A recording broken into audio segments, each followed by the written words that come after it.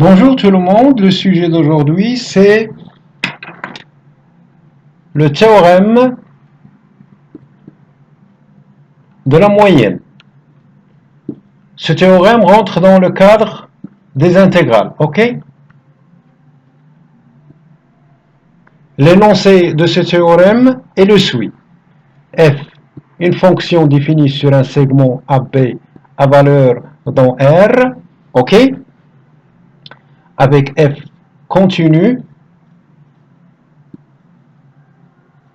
Donc il va exister un C qui appartient à l'ouvert AB tel que f de C, ça est égal 1 sur B-A, l'intégrale de AB de f de t dt. T est une variable muette. Les fonctions continues sur un segment sont des fonctions intégrables. Maintenant, je vais procéder à la démonstration de ce théorème. Démonstration.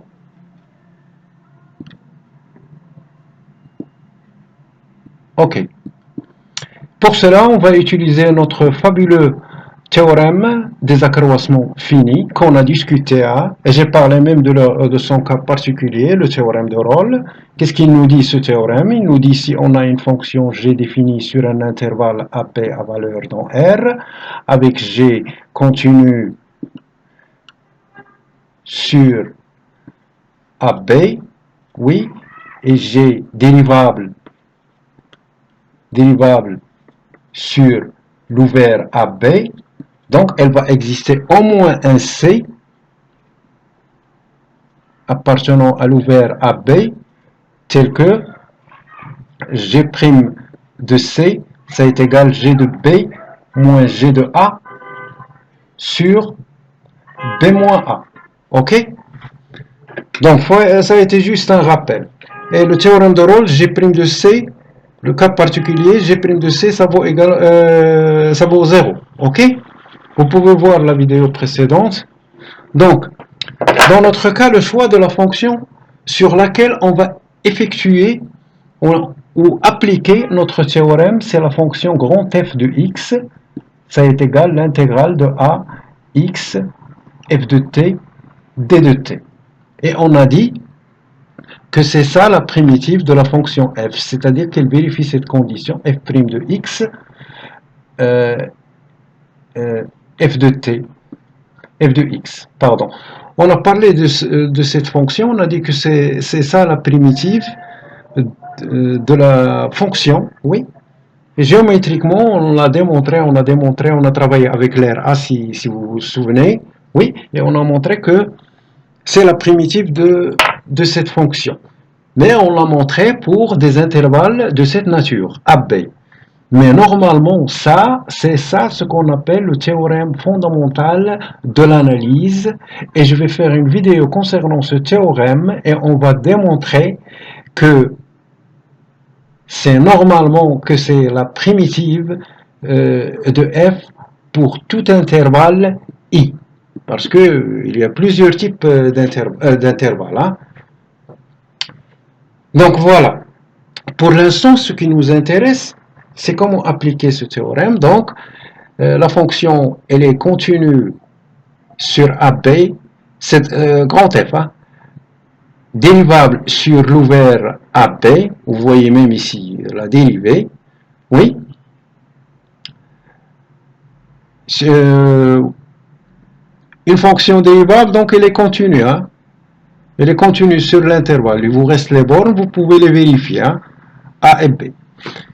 Donc, il va exister au moins un C, qui appartient à B, tel que f' de C, ça est égal f de B moins f de A sur B moins A. Donc f' de C, d'après ça, ce n'est rien que f de C. Oui. Le f de A, c'est quoi? C'est l'intégrale de A jusqu'à A. Donc f de A, ça vaut 0. Le f de b, ce n'est que cette intégrale. Vous allez donner la valeur b pour cette intégrale. Oui. Si vous faites tous les remplacements, les substitutions que je viens de citer, vous allez tomber sur le résultat du théorème directement. Ok? Voilà.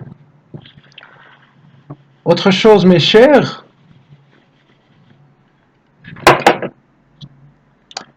donc c'est géométriquement. Voilà. AP, c'est la courbe de F, oui. Ça, c'est l'air balayé. Ça, c'est quoi? Ça, c'est l'intégrale. C'est cette intégrale, l'intégrale de AB, F de T, D de T. C'est ça, oui. Donc, le B-A. Le B-A que vous voyez ici, on va le faire passer, on va le multiplier par F de C. Donc, le B-A, c'est ça. Alors, qu'est-ce que ça veut dire l'existence d'un C ou l'existence d'un F de C? Le C va exister quelque part ici. Oui, le F de C.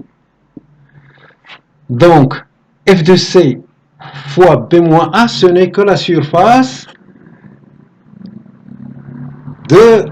du rectangle de largeur B-A et de hauteur F de C. Donc, c'est cette distance, c'est cette surface en rouge. Donc, la surface de ce rectangle vaut exactement l'air balayé. L'intégrale A jusqu'à B de F de T, D de T. Oui?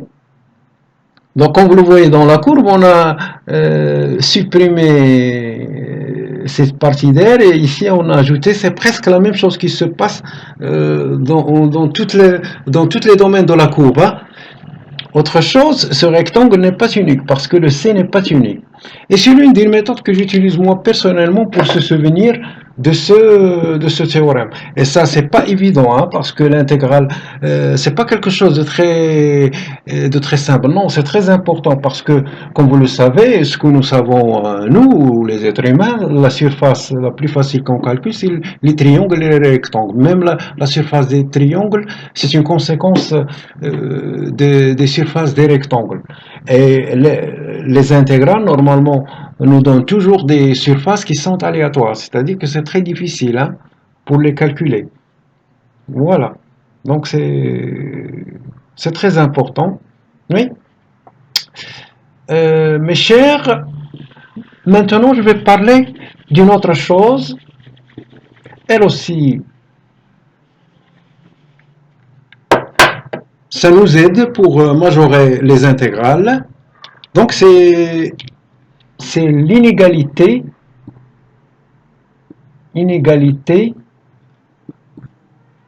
de la moyenne. De la moyenne.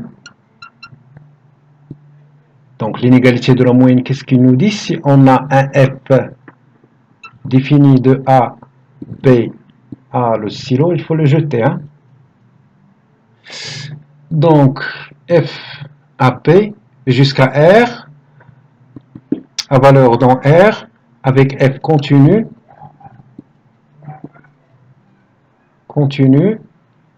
Donc, les fonctions qui sont continues sur un fermé, un intervalle de cette nature, c'est ce qu'on appelle les compacts sur R. Les compacts sur R, ce sont les fermés bornés, les intervalles de cette nature. Alors F, elle est majorée et minorée lorsqu'elle est continue sur ce type des intervalles. Donc, il va exister un minimum ici un maximum.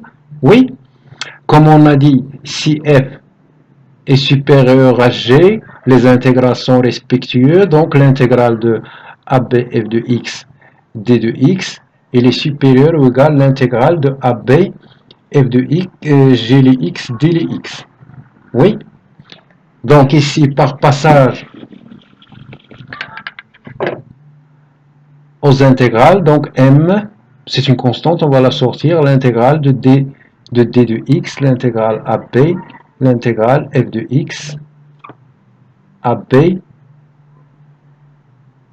f de x, d de x, inférieur ou égal, grand M, l'intégrale AB d de x.